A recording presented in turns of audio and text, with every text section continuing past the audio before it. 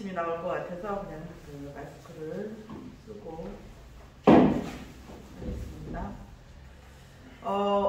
이번 주 하나님께서 주시는 말씀은 구원하시는 기도입니다. 저도 이렇게 요한복음 17장을 이렇게 계속 이렇게 반복해서 이번 주 같이 이렇게 묵상했던 것은 별로 없었던 것 같아요. 근데 말씀 때문에 보기도 하고 또 다시 또 묵상 때문에 다시 또 보기도 하고 이렇게 하면서 참 하나님이 우리를 사랑하시고 예수 그리스도께서 우리를 얼마나 사랑하셨는지 우리를 구원받은 자를 위하여 얼마나 애틋하게 기도하셨는지가 정말 보여집니다. 우리가 한 생명을 위해서 이 세상을 위해서 이렇게 기도할 수 있을까? 우리가 누구를 위하여 나 자식 포함해서 누구든지 간에 누구를 위하여든 이런 사랑을 가지고 있을 수 있겠는가 하는 그런 생각이 사실 듭니다.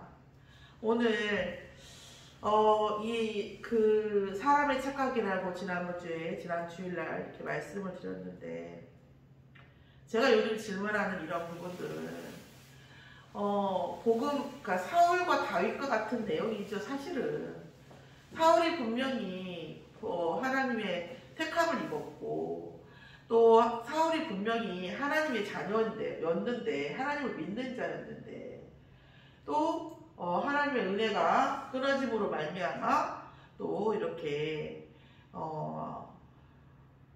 복음 가지지 않은 그러니까 다윗을 핍박하면서 결국은 복음 안에서 다윗을 연단하는 데 사용받았잖아요. 그리고 그렇게 죽었어요. 그런 사람들이 많이 있죠. 그래서 사무엘에게는 엘 제사장의 아들들이 있었고 또 뭐 한나에게는 또 그 자녀가 있는 갑자기 생각 안 나는데 또 이렇게 있었잖아요. 이렇게 여러 사람들이 사실은 이렇게 있습니다. 믿음의 사람들에게.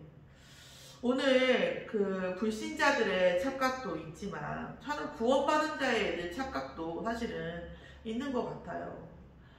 그러면서 용사님 계속 말씀하시는데 복음 가지고 모든 사람을 포용하라 이런 말이 나왔어요.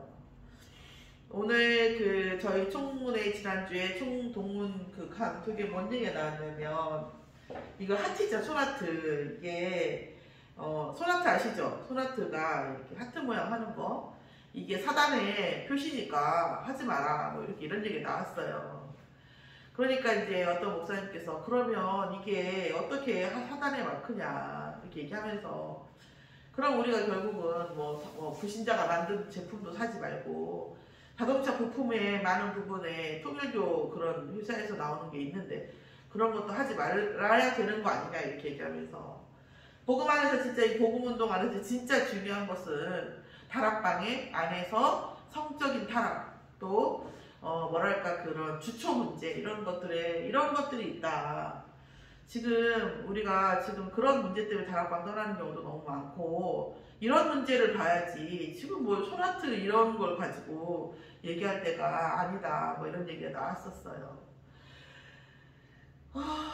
요즘 제가 하고 있는 고민 중에 이제 그런 부분들이 있었거든요.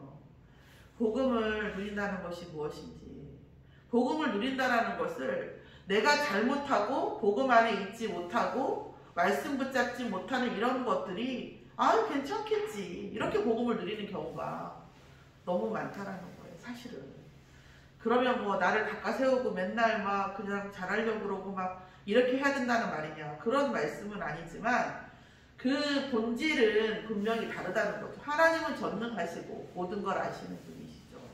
내가 이렇게 하지 말아야 되는데 하다가 어떤 상황이 돼서 그렇게 됐어. 그럴 수도 있죠. 그런데 괜찮아 그렇게 되지 뭐 이렇게 하다가 그렇게 된 경우와 이건 다른 거죠. 그것도 스스로 옆에 사람이라든가 어떤 말씀에서가 아니라 자기 스스로 난 구원받았어요. 내 죄 졌는데 나 구원받았으니까 내 괜찮아. 누가 나를 정죄할 것이야. 이렇게 얘기하는 것도 사실은 복음을 누리는 것은 저는 아니라고 생각하는데 그렇게 하는 부분들이 너무 많다는 거죠. 또 하나는 복음 안에서 진짜 우리가 내가 하나님이 나를 이렇게 구원하셨네? 사단이 우리의 인생을 이렇게 유린했네? 그러면 나는 어떻게 해야 되지? 나는 하나님 앞에서 내가 뭘 해야 되지? 내가 하나님의 일을 뭘 해야 될까? 사단이 저렇게 우리의 인생들을 농락하고 있는데 나는 과연 어떤 영적 싸움을 해야 될 것인가? 이런 부분에 대한 언약을 잡고 가는 사람과 당신은 복음 가진 사람이니까 나 다 용서해야지. 당신은 예수 믿으니까 나한테 다 잘해야지. 이런 그런 상황이 너무 많다라는 거예요. 우리가 사람과 관계에서 그렇게 되면 사실은 안 되는 거잖아요. 그런데 물론 그럴 수도 있어요. 근데 그럴 수 있는 걸 봐주는 건 그건 존중하는 게 아니라 그냥 반은 포기하는 거죠. 아 그래 너는 어쩔 수 없지 이렇게 생각하고 있는 거죠 사실은. 근데 이런 사이에서 저는 근데 또 우리가 복음 가지고 또 유목사님 계속 포용하라고 하시잖아요. 그러니까 저는 제가 지금 답을 얘기하는 게 아니에요. 질문을 얘기하는 거예요. 근데 어디까지 포용하고 어디까지 이걸 해야 될지 모르겠는 거예요. 그거를. 그러니까 어디까지 포용을 해야 되고 또 어디까지 또 그걸 가야 돼. 그래서 결국은 답은 있겠죠. 제 질문을 하면 항상 메시지가 나오고 하니까. 그런데 우리가 어떤 그런 부분에 일사불란한 원칼라가 좀 완전한 원칼라는 아니지. 엄마가 때리면 아빠가 좀 봐주고, 아빠가 때리면 엄마가 좀 봐주고 이런 것도 필요해요. 그죠? 그러나 이제 우리가 진짜 어떤 부분을 저가 봤을 때 어디까지 내가 포용할 수 있을까? 우리가 어디까지 저기 하는 건가? 또 하나님은 나를 보실 때 나는 어떤 제자지? 난 제자 아니면 정말 싫은데, 난 정말 제자하고 싶은데, 나 진짜 무리하기 싫거든요. 나는, 있으나마나한 존재의 딱질색이에요. 난 진짜 그렇게 하기 싫은데, 하나님 내가 나를 어디까지 보세요? 이런 마음이 사실 들더라고요. 그래서, 그런 상황에서 제가 이렇게 다시 요한복음 17장을 보니까, 참 그 마음이, 좀, 애달픈 것 같아요. 그리스도 하나님의 구원의 계획과 그리스도께서 또 성육신하셔서 우리를 하나님과 연결시키고 화목시키려고 하는 그 부분들부터 해서 또 그리스도로 말미암아 그리스도를 믿는 자들에게 그 영광을 주시려고 기도하시는 그 영광을 보여주시라고 하고 또 영광스럽게 해달라고 기도하는 이런 것들을 보면서 그리스도의 마음이 진짜 너무 예수님께서 우리 십자가를 지시기 전에 어떤 마음이셨는가가 너무 여실히 나와 있는. 그래서 또다시 이 17장을 또 읽으니까 제가 택도 없죠. 어떻게 이 마음을 따라가겠습니까? 하지만 하나님 저희가 정말 가능하시다면 이제 비슷하지도 않겠지만 따라 택도 없겠지만 이런 은혜가 제가 세상을 바라볼 때에 렘넌트를 바라볼 때에 사람들을 바라볼 때에 제가 이런 그 그리스도의 마음 아주 만분의 1이라도 한 조각이라도 제게 은혜를 주시라는 기도가 나오더라고요. 물론 그 안에서도 알고 똥 싸는 거 봐주고 싶지 않은데 이런 마음 있어요. 그죠? 알고 막 그러는 것들. 그런 경우 어떻게 해야 되죠? 이런 부분들도 있긴 한데 저 아직 철이 안 들었나 봐요. 아직도 기도하다 보면 말씀 듣다 보면 질문투성이에요. 여러분 어떠십니까? 자, 그래서 사람이 많은 부분을 착각을 해요, 사실은. 그래서 어떤 철학자가 그렇게 얘기했다니까요. 내가 안다고 생각하는 그 순간 너는 오류고, 내가 그 모른다고 생각하는 순간 네가 진짜 아는 것이다라고 하죠. 제자가 물어봤어요. 그 선생님 아는 것과 모르는 것이 뭡니까? 그랬더니 공자가 대답하기를 그 차기편에서 그랬어요. 논어하기편에서 내가 무엇을 알고 내가 무엇을 모르는지 아는 것이 아는 것이라고. 처음에는 이게 무슨 말장난이야 그랬는데 사실 내가 그 전체를 모르면 내가 무엇을 알고 있는지 내가 무엇을 모르고 있는지 알 수는 없죠. 맞는 말이 일리가 있는 말인 것 같아요. 오늘 그리스도께서 정말 어떻게 보면 지금 이 요한복음 17장이 그리스도의 인성과 신성이 잘 이렇게 나타나 있는 인간으로서 오신 그리스도께서 하나님이신 그리스도께서 이 두 가지를 다 이렇게 하나님과 소통하는 그리고 우리에 대해서 얘기하는 여러분 그런 적 있으세요? 어렸을 때 이렇게 우리가 잠자고 있으면 할머니나 할아버지나 이렇게 이모들이 우리에 대해서 얘기하잖아. 얘는 참 이래 참 이렇게 이뻐 오늘 무슨 일 얘기하면 그게 그렇게 이렇게 감동되잖아요. 마치 그런 느낌인 것 같아요. 우리를 두고 예수님께서 어떻게 하나님과 소통하셨는지, 기도하셨는지, 그 그리스도의 인성을 가지고, 그 그리스도의 신성을 가지고요. 마태복음 16장 14절에 예수님께서 사람들이 나를 무엇하고 13절에 무엇이라 하느냐, 인자를 누구라 하느냐 그러니까 에레미야나 그 선지자 중에 하나이다 그렇게 말을 대답을 했잖아요. 그러니까 예수님을 뭐라고 해요? 인성으로 본 거지. 인성으로, 사랑으로 본 거죠. 선생님으로, 존경스러운 선생님으로 본 거죠. 그리고 선지자 중에 하나라고 본 거예요. 근데 저는 이걸 보면서 놀라웠던 게 뭐였냐면, 저 이게 아예 이해가 안 되는 게 있더라고요. 여러분 아시죠? 4대 성인? 3대 성인이, 세계 3대 성인인가? 그게 그렇잖아요. 예수님하고, 이제 석가모니하고, 그, 공자하고, 소크라테스 4대 성인이거든요. 근데, 예수님이 이렇게 막 착한 일을 많이 하시고, 남을 막 이런 거 많이 없거든요, 사실. 그리고 또 이렇게 살아라, 저렇게 살아라, 이런 말도 별로 안 하셨단 말이에요. 그러니까, 예수님이 세상 죄를 지고서 십자가에 돌아가신 것을 인정하지 않으면 예수님은 4대 성인이 되기가 어려워요.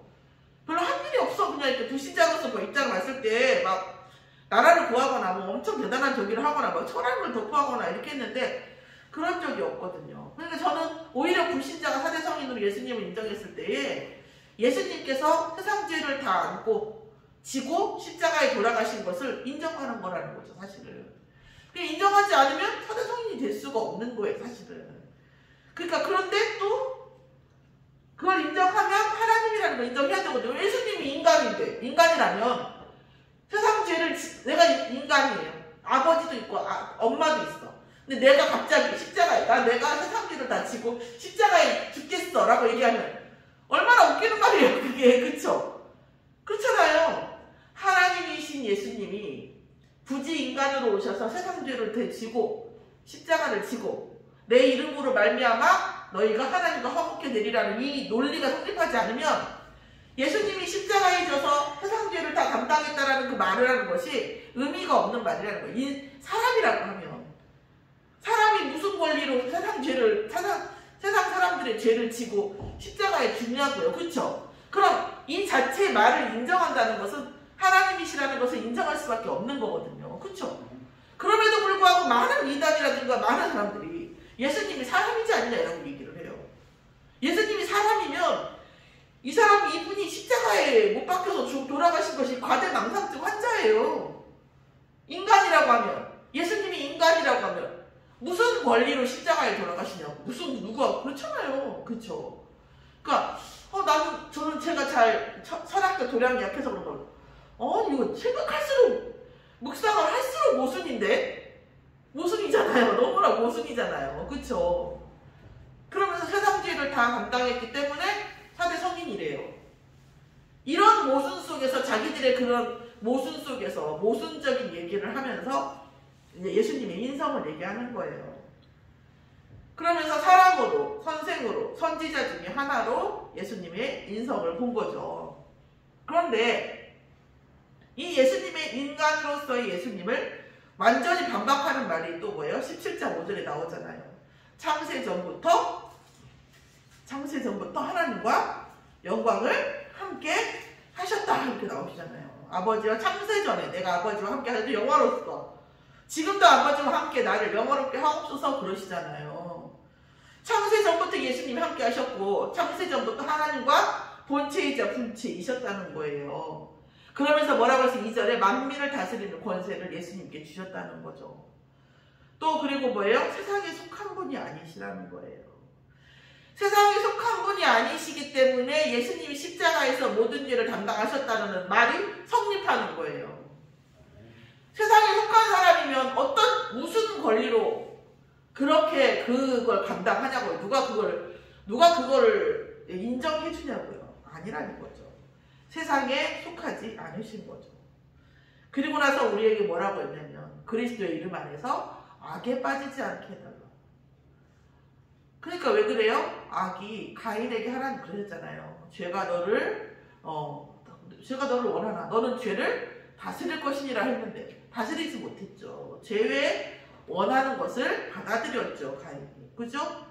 그런 것처럼 악은 항상, 사단은 항상 우리의 문 앞에서 계속 죄 속에 들어오라고 문을 두드리는 거예요. 제가 요즘 이렇게 계속 약간 저는 이렇게 외국에 있잖아요. 뼈, 관절 이런 거 있잖아요. 그런 건 좀 건강한 편인 것 같아요. 근데 내부계가 약해요. 그래서 뭐 두통, 소화기 특히 뭐 이렇게 집착하고 있거나 집중하고 있으면 소화기가 약하고 두통이 이제 통증이 계속 오는 거예요. 그래서 속이 막 완전히 뒤집어지고 막 이렇게 하는 거예요. 그래서 그래 하나님 전 좀 이렇게 기복신앙 우리가 잘 안 하잖아요. 나 여기 아프니까 낫게 해주세요 이런 거 안 하잖아요. 사실 저는 잘 안 하거든요.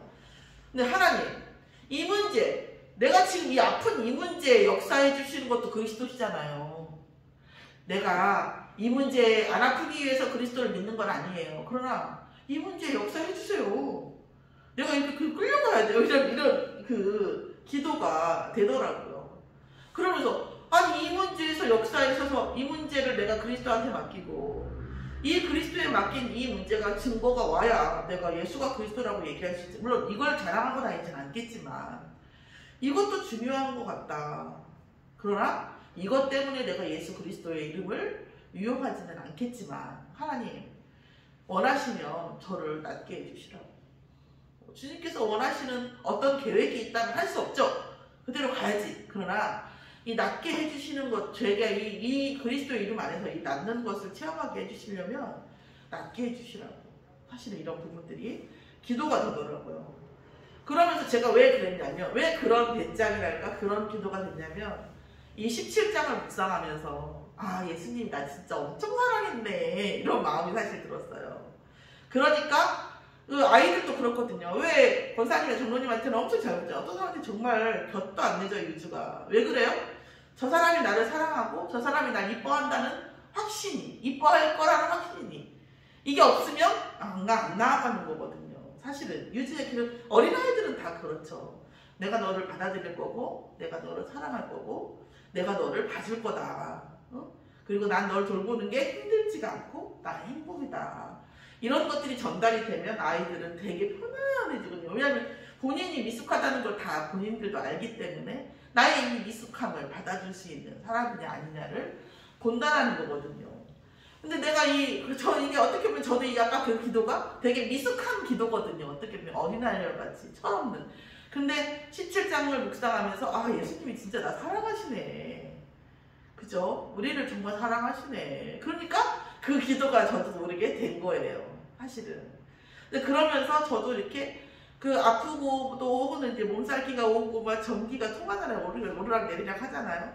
이렇게 하면서 하나님께서 많은 것을 또 그렇게 묵상하면서 하면서 많은 걸 또 집중하게 하시고 또 단살이 하게 하시면서 응답도 주시더라고요. 제가 이제 끝나고 또 포럼을 또 하겠습니다만은 어쨌든 간에 그런 부분이 있더라고요. 그래서 예수님께서는 분명히 하나님이시라는 거예요. 하나님이 아니시라고 하면 4대 성인에서 내려와야 돼. 4대 성인 안 그렇습니까? 하나님의 아들이신 분이 인간의 모든 죄를 지고 십자가에서 돌아가셨다고 해야 4대 성인이 되는 거지. 그잖아요? 난 인간인데 갑자기 십자가에서 그건 아니라는 거죠. 사실은.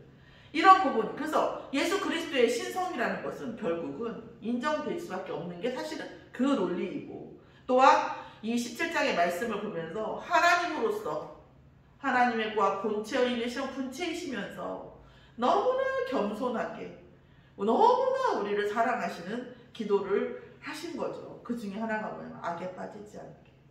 그래서 저도 지금 기도하는 것이 계속 뭐냐면 죄를 다스리라고.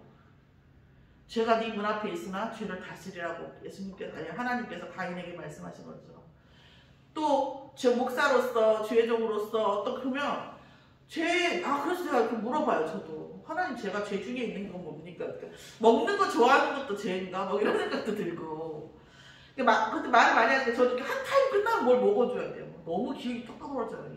순간중간에도 배고픈 건 아닌 것 같은데 그게 수분을 원하는 건지 몸에서 당분을 원하는 건지 딱 배고픈 건 아니에요. 사실. 근데 먹어주고 좀 목구멍도 좀 눌러주고 좀 뭐가 좀 따뜻하게 들어가야 그 다음 힘이 나고 이러거든요. 근데 내가 먹는 것도 이게 그런 건가? 제가 죄 속에 있는 건가? 내가 뭔가 탐심인가? 이런 마음도 들더라고요. 왜냐하면 그런 생각하면서 또한 어떤 이런 것도 그런가? 뭐 이렇게 이런 생각이 들긴 해요. 어쨌든 제가 기도 제목은 그게 중요한 게 아니라 내가 하나님 앞에서 사단 앞에서 사단이 제 눈앞에 두드릴지라도 제가 죄를 예수 그리스도의 이름으로 다스리게 해주시라고 이 부분을 기도가 되더라고요. 그러면서 세 번째로 가장 이 말씀 17장 말씀 중에 가장 중요한 대목이 뭐예요? 예수님께서 화목제를 너무나 담당하시려고 애쓰셨다는 거예요. 하나님 나를 통해서 예수 그리스도를 통해서 나를 통해서 말씀에서는 이제 나를 통해서인데 예수 그리스도를 통해서 하나님을 알게 하신 이들을 우리와 하나 되게 해주시라고 계속 기도하고 있잖아요. 반복해서 또 말씀하시고 또 말씀하시고 이 말씀하신다는 거예요. 그러니까 진짜 하나님이 예수 그리스도 여자의 후손을 보내서 사단의 머리를 깨게 하고 그 이름으로 너희들도 사단의 그런 종 벗어나리라 했지만 언약을 주셨지만 예수님도 몸소 하나님이 아들을 통해서 아버지를 알게 된 아들을 통해서 하나님을 영광 돌리는 이 하나님의 사람들에게 하나 되게 해주시라고 이전 영광 돌려주시라고. 이전 영광이 뭐예요? 창세기 1장 27절 28절 하나님의 형상대로 모든 것을 다스리고 그 권세잖아요. 이거 돌려주시라고 하면서 뭐냐면 성삼위 하나님과 함께 하나 되게 해주시라고 하시고 하나님의 영광을 보게 해달라고 그러고 그리고 뭐예요? 하나님의 사랑이 임하는 통로가 되게 해달라고 계속 기도하는 거죠. 그래서 어떻게 보면 예수님께서 우리에게 이야기하고 계신지도 몰라요. 뭐냐면 말씀으로 이렇게 주신 것은 우리가 세상을 바라볼 때에 이런 마음으로 예수님 하나님 저 사람이 저 불신자가 지금 자녀 모르고 저렇게 살고 있지만 저 사람이 우리를 통해서 그리스도를 알고 또 하나님의 것이 되고 그리스도의 것이 되어서 우리의 영광과 하나 되게 해달라고 기도하라는 사인일 수도 있다는 생각이 들어요. 저는 오늘 우리가 세상에서 나아가서 하나님과 복음과 이 불신자와의 사이에서 저희가 뭐예요? 화목제 되어지기를 예수의 이름으로 축원합니다. 정말 한 사람이라도 한 영혼이라도 정말 하나님이 원하시는 제자 세워지고 그 제자 앞에 잘하는 거 없어도 부끄럽지만 않은 그런 사역자가 되었으면 좋겠다. 이런 기도가 됐습니다. 그 중에 대표적인 게 뭐냐면 지금 제가 고등학생 지금 주일날 오라고 했잖아요. 녹화되고 있어서 욕은 못하겠고 이게 지금 2번 빵꾸냈거든요. 내가 얼굴도 안 쳐다봤어요. 이번 주에 가가지고 너 지금 당장 카톡 켜. 그래가지고 왜 그렇게 안 왔는지 그러니까 너는 오고 싶지 않은데 내가 억지로 오라고 했는지 네 마음이 뭔지 그쵸? 지금 해서 보내. 저기 써있 저기 앉아있는데 너 말로 할 수 없잖아. 지금 해서 나한테 보내. 그래서 30분을 쓰고 있더라고요. 그런 걸 그 친구 보면서도 그런 생각을 해요. 하나님 내가 어떻게 해야 이 부분을 제가 어떤 기도 속에서 내가 어떤 포지션으로 있어야 하는 겁니까? 그랬더니 이번 주부터는 토요일 날 우리 집으로 와서 자고 오겠다고. 컨트롤이 안 돼요. 보시면 아실 거예요. 요즘 애들 다 그렇죠. 우리도 사실 우리 어떻게 컨트롤 안 되잖아요. 그게 이제 굉장히 안 되는 때죠. 그러니까 지는 이제 마음은 원이로 내 몸이 안 움직였다는데 저도 이쯤 이렇게 되니까 아니 얘는 아무 생각이 없는데 나 혼자 이러는 건가 이런 마음도 들고 억지로 내가 일어나.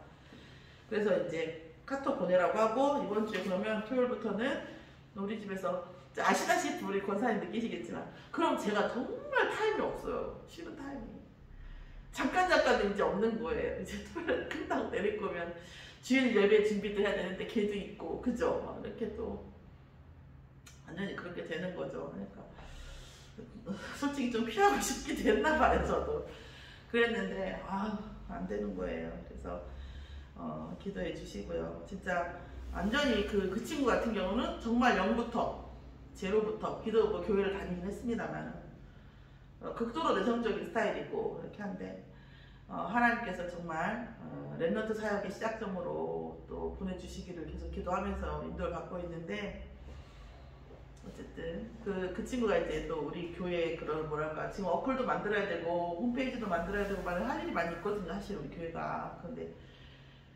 그런 부분들도 이제 저 통해서 같이 하면서 공부도 하고 이렇게 해야 될 친구거든요. 그래서 진짜 복음 안에서 잔뼈가 굵는 1호 이렇게 응답을 받기를 기도하고 있습니다. 혹시 생각나시면 기도해 주시고요.